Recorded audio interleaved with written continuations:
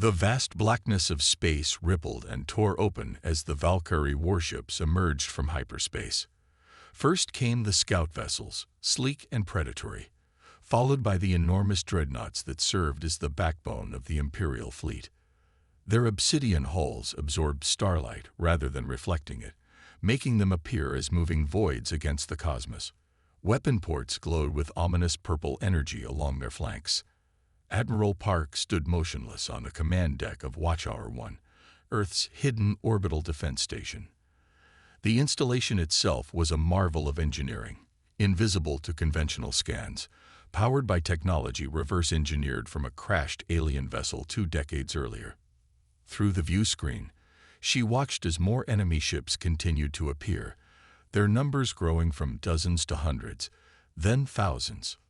Tactical assessment, Park requested, her voice calm and measured despite the gravity of the moment. Officer Hume stepped forward, his uniform crisp despite having been on duty for 18 hours straight. Valkyrie Battle Group consists of 1 Emperor-class command ship, 73 dreadnoughts, 412 cruisers, and approximately 2,000 support vessels, consistent with intelligence predictions for a Class 1 conquest fleet. Park nodded once. This was exactly what they had prepared for. Earth had intercepted Valkyrie communications years ago, learning of their systematic expansion through the galaxy. The aliens conquered world after world, incorporating useful species into their empire as servants while eliminating those who resisted. Humanity would have been completely unprepared if not for the scout ship that had crashed in the Pacific Ocean 20 years earlier. Open channel to the Defense Council, Park ordered. The main screen shifted to show 12 faces, the leaders of Earth's unified defense initiative. Some looked fearful, others determined, but all waited for her report. "They're here," Park announced simply, "just as we predicted. The Valkyrie invasion fleet has arrived at the edge of our solar system." The president of the North American Union leaned forward. "How long until they reach Earth?" "At standard Imperial approach speeds, approximately 6 hours," Park replied. "They'll scan our system first, establish orbit, then begin their standard conquest protocol." On the other side of the solar system, Fleet Commander Kim stood on the command deck of the Imperial, the massive flagship leading the Valkyrie Armada. His gray skin had the metallic sheen that marked high-ranking members of the species, and the ceremonial scars on his face indicated his many successful conquests. "Another primitive world to add to the Emperor's collection," Kim remarked, studying the distant blue planet on his view screen. "What do our initial scans show?" Science Officer Jin consulted her instruments. Nitrogen-oxygen atmosphere. Significant water coverage. Technology level consistent with early space exploration. They have primitive orbital stations and rudimentary weapon systems. No signs of advanced defenses or faster-than-light capability. Kim made a dismissive gesture with his 4-fingered hand. "Standard conquest protocol, then. Move the fleet into position, establish orbital dominance, and send the surrender broadcast." "Yes, Commander," Jin replied with a bow. The massive fleet began its methodical approach toward Earth, moving with the confidence of conquerors who had never known defeat. In their wake, they left activated sensor buoys to monitor the system and provide early warning of any attempt to flee the planet. "Communications Officer," Kim called out, "prepare the standard surrender message. Inform these humans that they have been selected to serve the glorious Valkyrie Empire, that resistance will result in planetary sterilization, and that they have 1 standard hour to submit to our authority." The communications officer quickly prepared the message that had broken the will of countless civilizations before. It would be translated into all major Earth languages, explaining in coldly precise terms the futility of resistance and the benefits of immediate surrender. "Message ready, Commander," the officer reported. Kim studied the blue planet once more and allowed himself a small smile. "These humans will fall like all the others. Send the broadcast." Deep beneath the Pacific Ocean, in a research facility carved into the seabed and shielded from any known scanning technology, Dr. Lee watched as the alien transmission reached Earth's communication systems. The message appeared simultaneously on every broadcast channel, every digital display, and every communication device worldwide. The face of Fleet Commander Kim filled screens across the planet, his alien features causing panic in cities worldwide. The translator converted his words into human languages, the emotionless voice explaining humanity's options, surrender or extinction. But Earth had been preparing for this day for 2 decades. Dr. Lee turned to his team of scientists and engineers who had dedicated their lives to developing defenses against this very threat. It's time to see if our work was worth it. The laboratory hummed with activity as systems were brought online. The Guardian Defense Network existed in secret facilities around the world and in stealth satellites positioned throughout the solar system. It represented humanity's greatest scientific achievement, a defensive system built using principles derived from studying the crashed Valkyrie scout ship. On screens throughout the lab, they watched as the alien fleet approached, utterly confident in their technological superiority. "They have no idea what's waiting for them," whispered one of the younger scientists. "Let's hope it works," another replied. Dr. Lee's secure communication device activated with a soft tone. The 12 members of the Defense Council appeared on his screen, their faces grim but determined. "The Valkyrie have issued their ultimatum." The council chairperson stated, "We have 53 minutes remaining before their deadline expires. All member nations have confirmed their commitment to the response plan."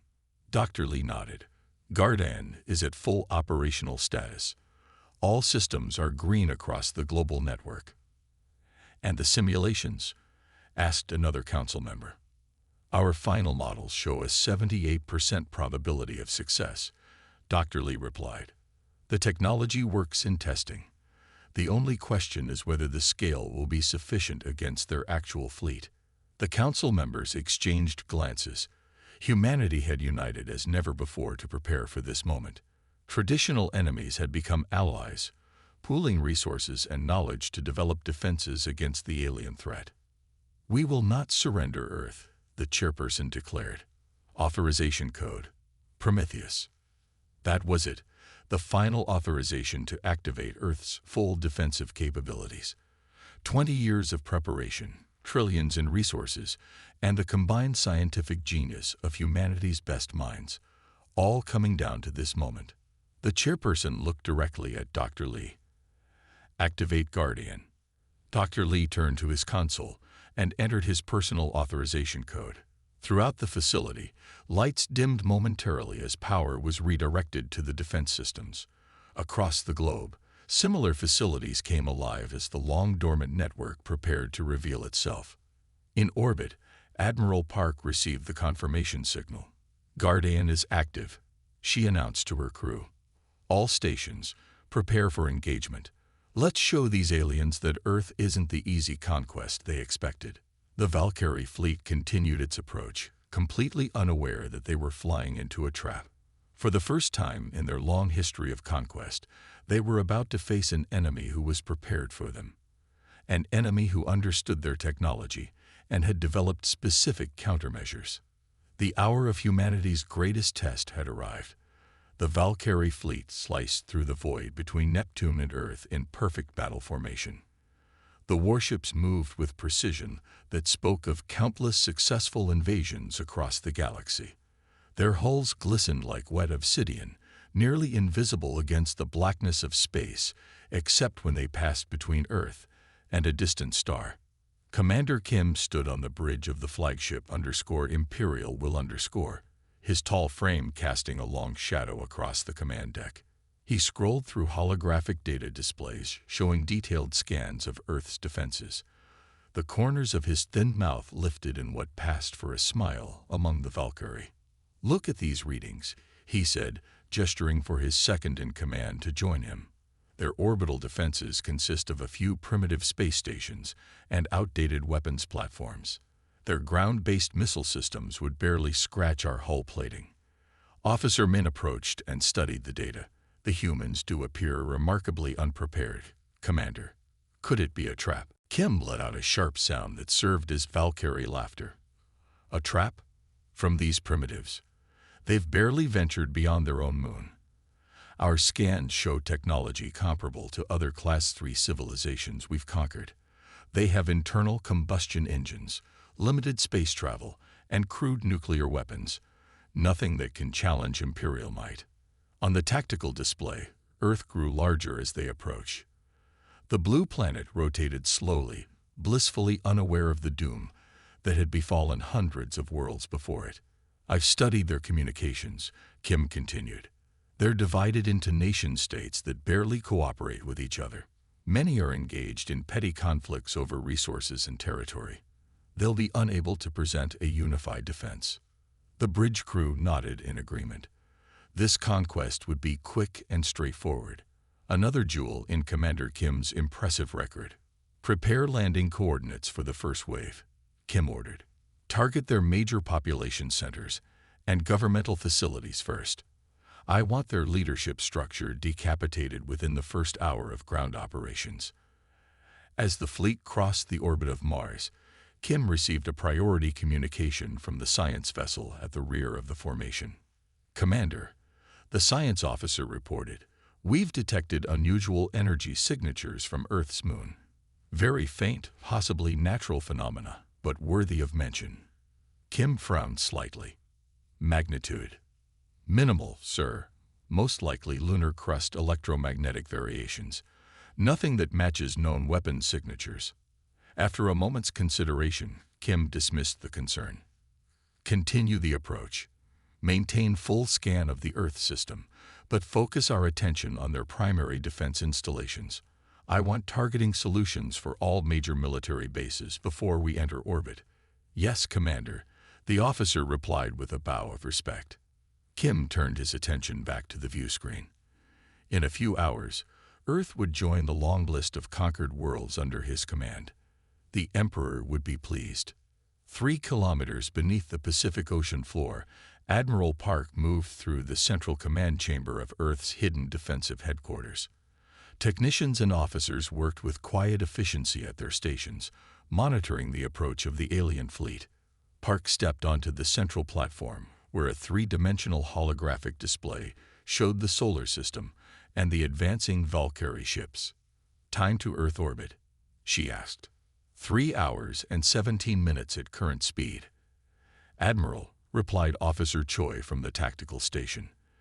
They're conducting standard sensor sweeps of our planet. Their attention is focused on our visible military installations and satellite network. Park nodded. Everything was proceeding according to plan. The Valkyrie sought exactly what Earth wanted them to see, a divided planet with limited defensive capabilities. And our actual defenses, she asked.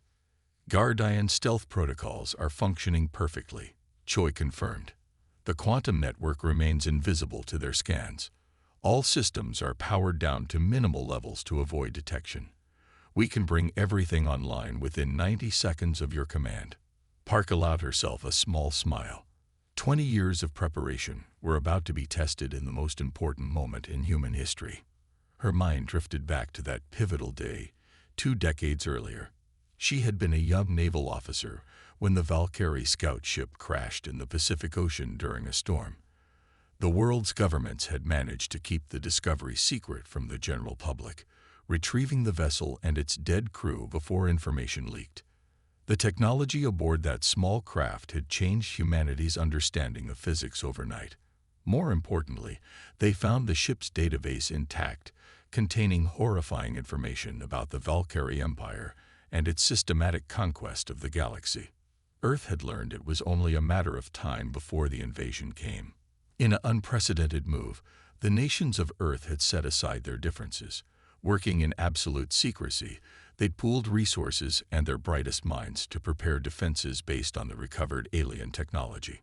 The public remained unaware, continuing their normal lives while deep underground, underwater, and on the far side of the moon. Humanity prepared for war. Park's secure communication device chimed softly. She activated it to see Dr. Lee's face on the small screen. "Admiral, we're tracking the enemy fleet's approach," Lee said. They appear to be following standard conquest protocols as outlined in their ship's database. Park nodded. They see what we want them to see. Just a primitive planet with conventional defenses. Are the systems ready? Dr. Lee's face showed the strain of the past weeks of preparation, but his eyes remained clear and focused. All stations green. The quantum network is active but invisible to their scanners. The gravitational disruptors are primed and the drone swarms are in standby configuration. 20 years of work is about to be tested. Let's hope it's enough, Park replied. The simulations show. I know what the simulations show, Doctor, Park interrupted gently. But we're dealing with an enemy that has conquered hundreds of worlds. We can't afford overconfidence. Lee nodded in agreement. The trap is set. Now we just need them to step into it. After ending the communication, Park walked to the large viewport that looked out into the deep ocean. Fish occasionally swam past, oblivious to the fact that humanity's fate was being decided within these walls. One of the younger officers approached. Admiral, permission to speak freely. Granted. The crew is wondering, what if our defenses fail? What if the Valkyrie technology we've adapted isn't enough? Park considered the question carefully. Then humanity will face the same choice as hundreds of species before us, submission or extinction. But I don't believe it will come to that. We have advantages the others didn't. What advantages, ma'am? Surprise. For one, the Valkyrie don't know we've studied their technology. And more importantly, Park looked around at the dedicated personnel working throughout the command center. We knew they were coming. For 20 years, we've prepared specifically for this enemy while they expect an easy conquest. The officer seemed reassured. Thank you, Admiral. As the officer returned to his station, Park checked the fleet positions once more. The Valkyrie had crossed Mars orbit now and were accelerating slightly. Their confidence was evident in their formation. They weren't even bothering with defensive positioning. Let them come, Park whispered to herself. Let them think we're helpless. Throughout the solar system, hidden weapons platforms remained in standby mode. On the far side of the moon, enormous hangars held thousands of autonomous combat drones. Beneath Earth's oceans and deep within its crust, gravitic disruptors waited to be activated, all invisible to the approaching fleet. The Valkyrie continued their approach, weapons primed, and invasion forces ready. Completely unaware, they were flying into the most elaborate trap ever conceived. The Valkyrie fleet entered Earth's orbit with the confidence of conquerors who had never known defeat. Their massive ships moved into position above major cities, casting enormous shadows on the land below. People looked up in terror at the dark shapes blocking the sun, not knowing these moments would soon become legend. Commander Kim stood on the bridge of the flagship, watching as deployment vessels began their descent toward Earth's surface. The first wave would secure key government facilities and military installations. The second would establish control centers in major cities. It was a routine the Valkyrie had perfected across hundreds of worlds. Begin the landing sequence, Kim ordered. Standard conquest pattern. On view screens across the bridge, images showed the first transport ships breaking atmosphere, heading toward Washington, Beijing, Moscow, and other power centers. Kim allowed himself a moment of satisfaction.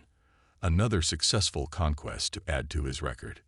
Sir, the communications officer called. Still no response to our surrender demand. The deadline passed 3 minutes ago. Kim made a dismissive gesture with his hand. They'll surrender when our troops begin landing. They always do. He had seen this pattern repeat countless times. Initial defiance followed by quick capitulation once the hopelessness of resistance became clear. Prepare my statement to their leaders, Kim ordered. I'll accept their surrender personally. The deployment ships continued their descent, now just minutes from touching down. On the bridge, officers worked at their stations with practiced efficiency. Victory was a foregone conclusion. Then Officer Jin looked up from his sensor array, confusion clear on his gray features. Sir, I'm detecting energy fluctuations across our fleet. Very faint at first, but growing stronger. Kim frowned. Source: unknown, Commander. It doesn't match any energy signature in our database. Before Kim could respond, warning indicators began flashing across the bridge. The ship's artificial gravity wavered momentarily. Status report, Kim demanded. Sir, shield generators are experiencing unexpected power fluctuations, reported the engineering officer. Similar reports coming in from all vessels in the fleet. Kim's eyes narrowed. This was unexpected. Scan for attack sources. Are the humans firing on us?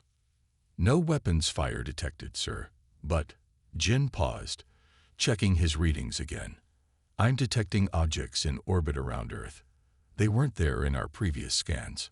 On the tactical display, hundreds of small points of light suddenly appeared, surrounding the Valkyrie fleet in a three-dimensional web. How did we miss them? Kim demanded. They appear to have been cloaked, sir, now emitting high-energy pulses directed at our vessels. Deep beneath the Pacific Ocean, Admiral Park stood in the command center of Earth's hidden headquarters. The moment of truth had arrived. On the main view screen, she could see the Valkyrie transport ships beginning their descent toward Earth's cities. They've committed their forces, she announced to the command staff. All defense stations report ready status. Park took a deep breath. This was the culmination of 20 years of preparation, the moment that would determine humanity's fate. She pressed her hand against the biometric reader on her command console. Authorization. Park, Admiral, Security Code Theta 97. The computer acknowledged with a soft tone. Authorization confirmed. Park's voice remained steady as she gave the order that would change history. Activate Phase 1. Throughout the command center, officers relayed the order to defense stations around the globe and in orbit. Within seconds, confirmation signals returned. Phase 1 activation confirmed, reported Officer Choi. All orbital platforms online and powering up. On screens throughout the command center, they watched as humanity revealed its true defenses. Across Earth orbit, objects that had appeared to be nothing more than space debris suddenly came to life. Hundreds of stealth satellites, built using technology reverse-engineered from the crashed Valkyrie scout ship, activated simultaneously. They had been positioned over the past decade, disguised as communication satellites or simply hidden from detection altogether. Now they pulsed with brilliant blue energy, each emitting a precisely calibrated field that interacted with the Valkyrie shield systems. The satellites had been designed to exploit a weakness discovered in the scout ship's defensive systems, a harmonic frequency that caused cascade failures in Valkyrie shield generators. In orbit, the effect was immediate and devastating. Across the Valkyrie fleet, shield systems flickered, surged, and then failed completely. Ship after ship reported shield failures, leaving their hulls exposed. On the bridge of the flagship, Commander Kim watched in disbelief as warning signals cascaded across control panels. What's happening? He demanded as alarm klaxons filled the bridge. Restore shields immediately. Unable to comply, Commander, the engineering officer replied, voice tight with tension. Shield generators are offline, attempting restart, but systems are not responding. Kim had never encountered such a situation in his long military career. The Valkyrie shields were among the most advanced in the galaxy. No primitive species had ever been able to neutralize them. How is this possible? He demanded. These humans shouldn't have technology capable of this. Before his officers could respond, a new alert sounded. Commander, detecting massive energy buildup from Earth's moon, reported the sensor officer. Something is powering up on the far side. In his laboratory complex beneath the Pacific, Dr. Lee monitored the shield disruption process with intense focus. The quantum network was performing exactly as designed, exploiting the harmonic vulnerability in the Valkyrie shield systems. Shield disruption at 98% effectiveness, one of his technicians reported. The fleet is defenseless. Lee nodded with satisfaction. Excellent. Prepare gravitational systems. He opened a secure channel to Admiral Park. Phase 1 complete. Enemy shields neutralized. Proceed with Phase 2, Park responded immediately. Lee turned to his primary control station. This was the moment he had worked toward for 2 decades. The gravitational manipulation technology had been most difficult to develop from the crashed ship, a system that could selectively alter the gravitational field around targeted objects. Gravitational anchors engaged, Dr. Lee confirmed as he activated the second system. He pressed his palm against the activation panel and spoke clearly. Authorization. Lee, Chief Scientist, Code Omega-63. The computer processed his authorization, then activated the lunar installation. On the far side of Earth's moon, massive generators that had been hidden beneath the lunar surface for years suddenly came online. Drawing power from fusion reactors, they began projecting precisely calculated gravitational fields toward the Valkyrie fleet. The effect was immediate. The mighty Imperial warships, which had crossed vast distances of space to reach Earth, suddenly found themselves unable to move. The specialized gravitational fields created regions of distorted spacetime around each vessel, effectively trapping them in place like insects in amber. In orbit, panic spread through the Valkyrie fleet as ship after ship reported complete system failures. Transport vessels halted their descent mid-flight, hanging motionless in the atmosphere. On the flagship's bridge, Commander Kim gripped his command chair as the artificial gravity fluctuated wildly. Outside the viewports, Earth and its moon remained fixed in position, while the stars appeared to smear and distort. All propulsion systems are offline, reported the engineering officer, unable to keep the fear from his voice. We're trapped in some kind of localized gravitational distortion. That's impossible, Kim shouted. No species at this technological level could generate such fields. But the evidence was undeniable. The entire Valkyrie fleet, over 3,000 warships that had conquered hundreds of worlds, hung motionless in space around Earth, trapped by forces they couldn't comprehend. In the command center beneath the Pacific, Admiral Park watched the tactical display with grim satisfaction. The gravitational anchors had immobilized the enemy fleet with 100% effectiveness. Phase 2 was complete. Status of Valkyrie vessels, she asked. All enemy ships trapped within gravitational fields, Officer Choi reported. They're attempting to break free using emergency thrusters, but the fields are adjusting automatically to compensate. They're completely immobilized. Park nodded and opened a channel to all Earth defense stations. The enemy is immobilized. Prepare for Phase 3. Phase 1 had stripped their shields. Phase 2 had trapped them in place. Now came Phase 3, Earth's counterattack. The mighty Imperial fleet hung suspended in Earth orbit like a grotesque mobile, their fearsome weapons rendered useless, their invasion halted before it truly began. The hunters had become the prey, and Earth was just getting started.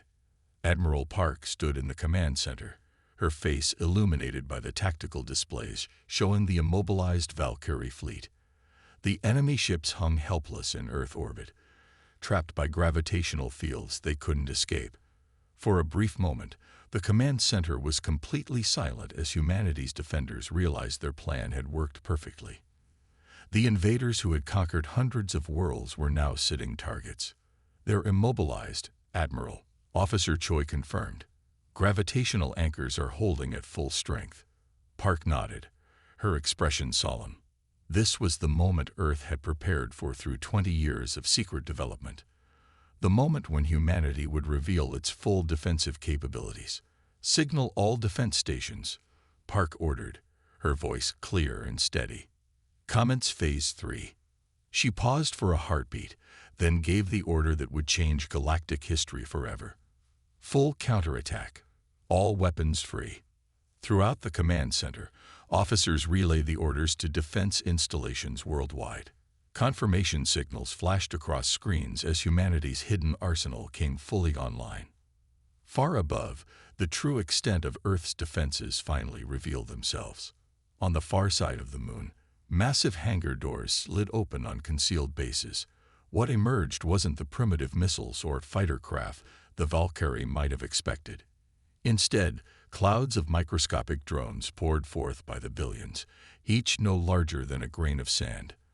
They moved in perfect coordination, flowing through space like metallic rivers toward the trapped Valkyrie fleet. These nanodrones represented the pinnacle of human engineering, designed using principles learned from the crashed scout ship. Each contained a tiny fusion power source and specialized tools for a single purpose: to infiltrate and disable Valkyrie technology from within. Simultaneously, orbital platforms that had appeared to be ordinary communication satellites transformed. Panels opened to reveal advanced weapons systems based on antimatter containment technology. The platforms aligned their targeting systems on key vessels in the Valkyrie fleet. From Earth's surface, concealed installations in remote mountain ranges, deserts, and beneath the oceans powered up energy projection systems. Beams of concentrated energy lanced upward through the atmosphere, precisely targeted at the immobilized vessels. On the bridge of the Imperial Commander Kim watched in growing horror as alerts sounded from every station. The ship's external sensors detected new threats emerging from all directions. "Sir, multiple weapons platforms detected in orbit," called out the sensor officer. They were disguised as civilian satellites. Before Kim could respond, another officer shouted, "Energy weapons firing from the planet's surface. Impact imminent." Kim gripped his command chair as the first energy beams struck his flagship. The ship shuddered violently. Without shields, the beams cut through the hull plating that had been designed to withstand conventional weapons. "Return fire," Kim ordered desperately. "Target those ground installations." "Weapons systems not responding, sir," replied the tactical officer. "Power fluctuations affecting all major systems." Kim stared in disbelief at the tactical display. How could this primitive planet possess such advanced technology? It violated everything they knew about Earth's development stage. Then a new alarm sounded, even more urgent than the others.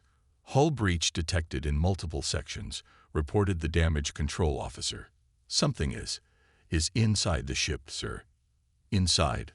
What do you mean?" "Unknown objects, microscopic size. They're interfacing with our systems, shutting down power relays, disrupting communication nodes." Through the viewport, Kim watched as antimatter beams from the orbital platforms struck one of his dreadnoughts. The massive vessel erupted in a blinding flash as its power core destabilized.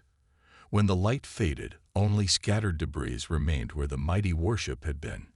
Similar scenes played out across the fleet. Valkyrie vessels, immobilized by the gravitational anchors, were systematically targeted by Earth's defense systems. Those not destroyed outright by the energy weapons or antimatter cannons were infiltrated by the nanodrone swarms, which disabled critical systems from within. "Sir," the communications officer called out, his voice shaking, "we're receiving distress calls from throughout the fleet. 70% of our vessels report critical damage or complete system failures." Kim stared at the tactical display in shock. The mighty invasion force that had never known defeat was being systematically dismantled before his eyes. "How much time has passed since they initiated their attack?" he asked quietly. The officer checked his console. 7 minutes and 22 seconds, Commander." 7 minutes. In 7 minutes, these supposedly primitive humans had done what no other species had managed in centuries of conflict with the Valkyrie Empire. Beneath the Pacific Ocean, Admiral Park monitored the battle with intense focus. The tactical displays showed the systematic destruction of the Valkyrie fleet proceeding exactly as planned. "Nanodrone swarms report 83% infiltration of target vessels," reported a technical officer. "Critical systems being neutralized according to protocol." "Antimatter platforms report 15 dreadnoughts destroyed," added another officer. "Remaining priority targets being engaged sequentially." Park nodded with grim satisfaction. The counterattack was proceeding even more effectively than their simulations had predicted. The Valkyrie, caught completely by surprise and unable to bring their weapons to bear, were being methodically eliminated. "Time elapsed since counterattack initiation?" Park asked. 12 minutes and 17 seconds, Admiral. On her private screen, Park watched as the Valkyrie flagship was surrounded by orbital platforms.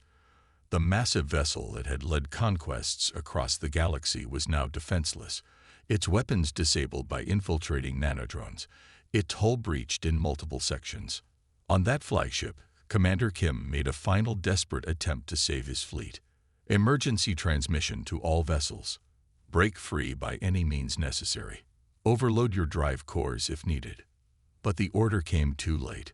Ship after ship reported complete system failures as the nanodrones reached their power centers and command modules. The few vessels that managed to activate emergency thrusters found the gravitational fields adapting instantly to neutralize their efforts. "Sir," the communications officer said quietly, "we've lost contact with 94% of the fleet." Kim stood from his command chair and walked slowly to the viewport.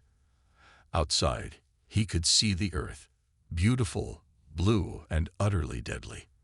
The planet they had come to conquer had instead delivered the most devastating defeat in Imperial history. The ship shuddered again as another energy beam struck the hull.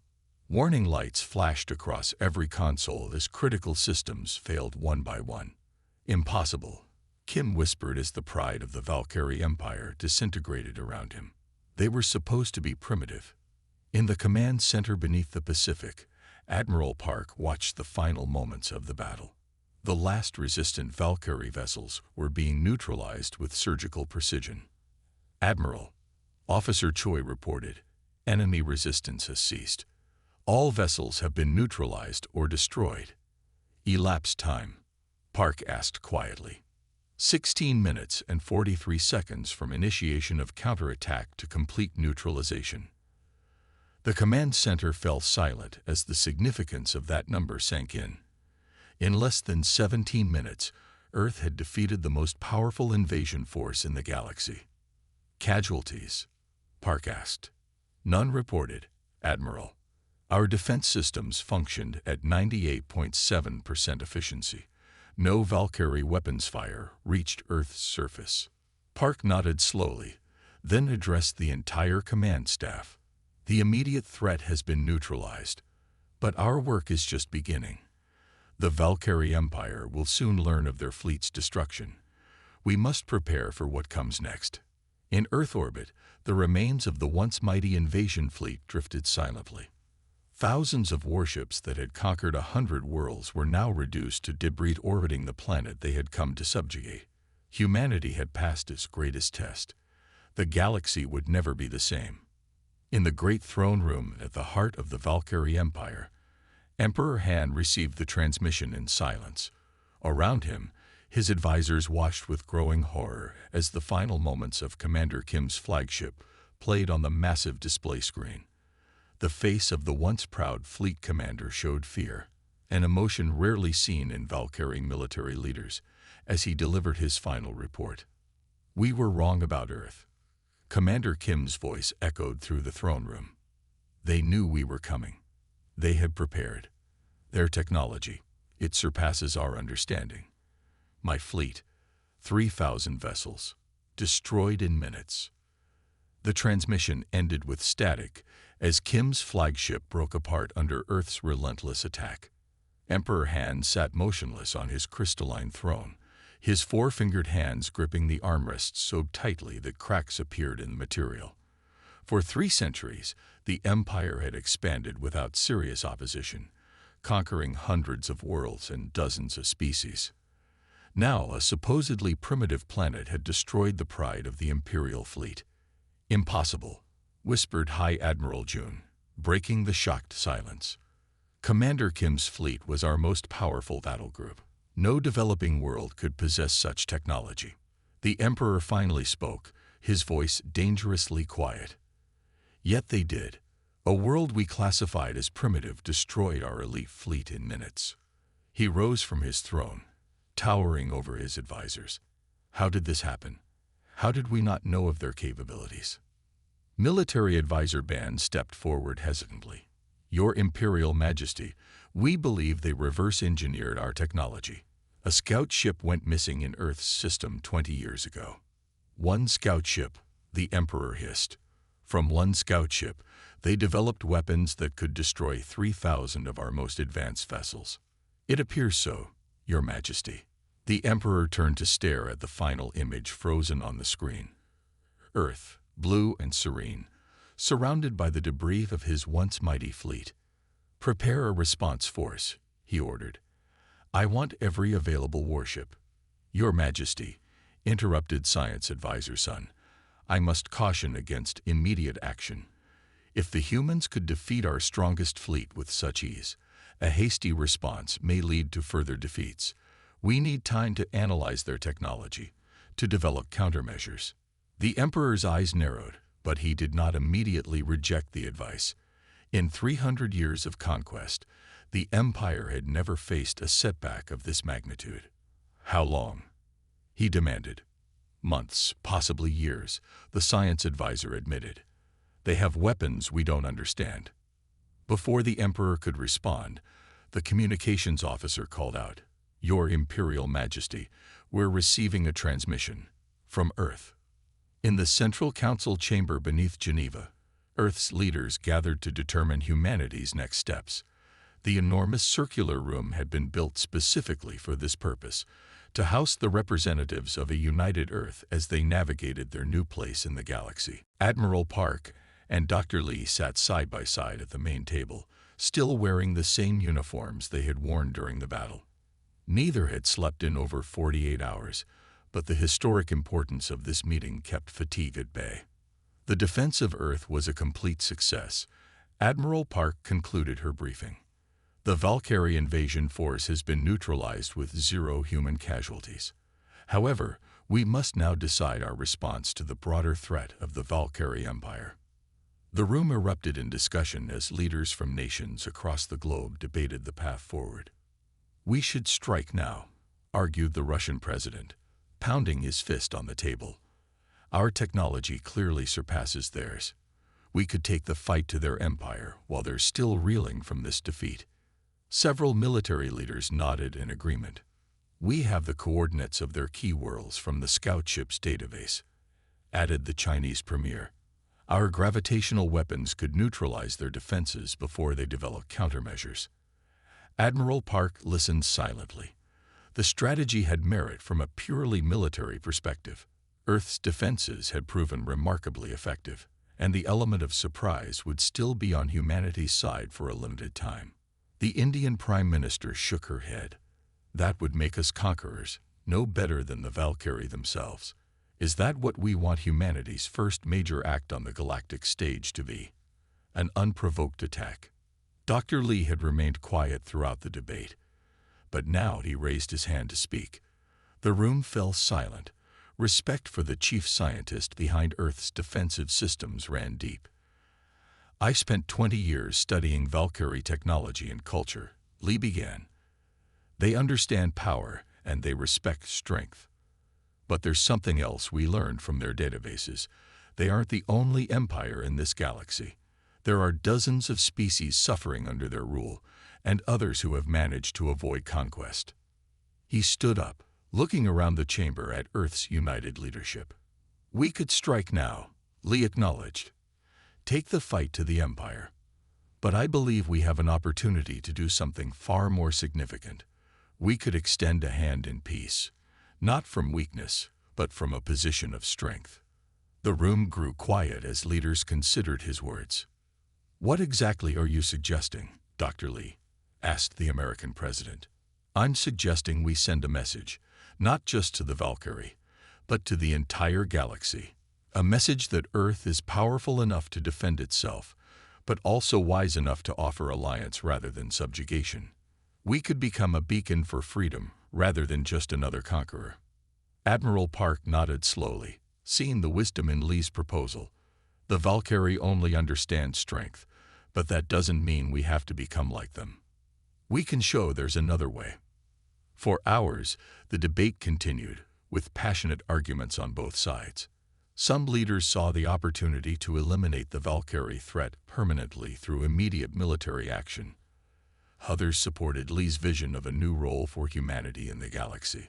Finally, as dawn broke over Geneva, they reached their decision. 3 days after the failed invasion, Earth transmitted its message to the Valkyrie Empire. Emperor Han watched with his advisors as Admiral Park's face appeared on the Imperial viewscreen. To Emperor Han and the people of the Valkyrie Empire, Park began, her voice calm but firm. The unprovoked attack on our world has been defeated. Your invasion fleet has been destroyed. Earth now presents you with a choice. The Emperor leaned forward, expecting threats or demands for surrender. We have the capability to bring this conflict to your core worlds, Park continued. Our technology, as you have witnessed, is more than capable of defeating your forces, but Earth does not seek conquest or empire. Images appeared, showing the devastating effectiveness of Earth's defenses against the Valkyrie fleet. Instead, we offer you peace, a cessation of hostilities, and the establishment of diplomatic relations. Earth will not tolerate further aggression, but we are willing to engage in cultural and scientific exchange that benefits both our peoples. The message shifted to show Dr. Lee. We also extend this offer to all species throughout the galaxy.